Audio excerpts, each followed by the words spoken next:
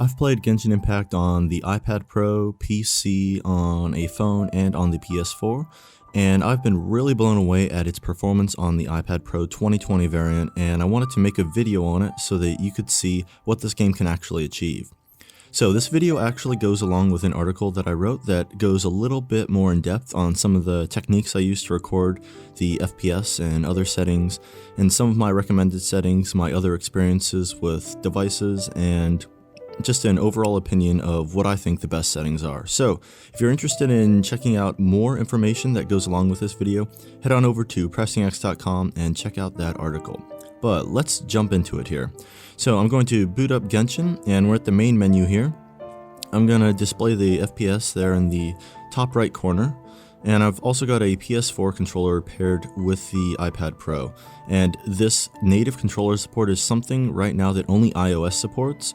For Android, you have to go through second-party workarounds. So I'm going to switch over to the controller input. And as you can see, we are getting just around 60. We're sometimes getting 54 is the lowest it seems.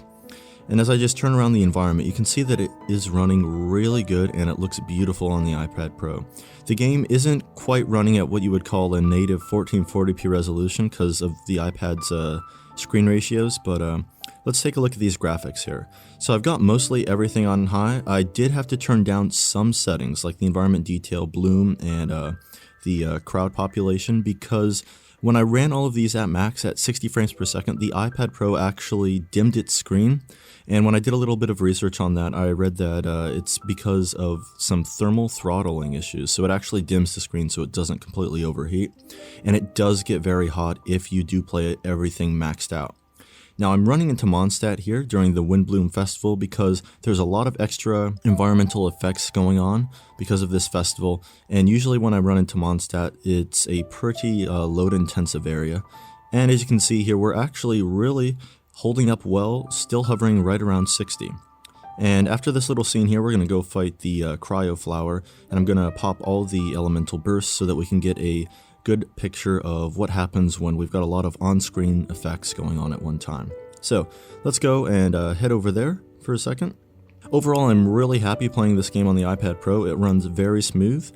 I actually don't play it at 60 FPS usually just because of the battery power, and I really don't notice that much of a difference when I'm using a controller between 30 and 60. When I play on PC, I definitely play at 60 because of the mouse and keyboard. So as we jump in here, I'm going to switch to Bennett and we're going to get a nice elemental combo going here.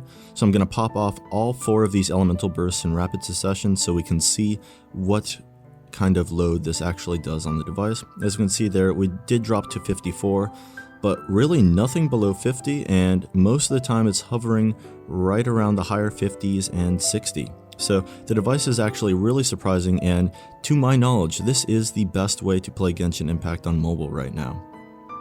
And here are some unedited screenshots that I took with the iPad Pro, and as you can see, the details are amazing. If you showed these images to me, say, a year ago before Genshin came out, I would not believe that this was a mobile game running on an iPad. It's really amazing what they've done, and it just looks so good.